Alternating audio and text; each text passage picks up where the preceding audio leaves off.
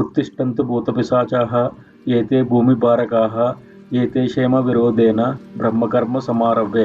ఇప్పుడు దీని యొక్క అర్థం ఏమిటో చూద్దాం. ఉత్తిష్టంతు భూతపిశాచాః, భూతాలు పిశాచాలు మీరు లేవండి, దూరంగా వెళ్ళిపోండి. ఏతే భూమి భారకాః, ఈ భూమికి భారంగా లోకానికి ఇబ్బంది కలిగించేవారు మీరు. ఏతే క్షేమ విరోధేన, మీరు ఎటువంటి అడ్డంకులు లేకుండా విఘ్నం కలిగించకుండా బ్రహ్మకర్మ సమారభే, నేను పవిత్రమైన కర్మ, పూజ, జపం, హోమం లాంటి శుభకార్యాన్ని ప్రారంభిస్తున్నాను. భావం: భూతాలు పిశాచాలు మీరు ఈ భూమికి భారమైన వారు. మీ వల్ల ఎటువంటి విఘ్నం కలగకుండా నేను ఇప్పుడు పవిత్రమైన బ్రహ్మకర్మను ఆరంభిస్తున్నాను.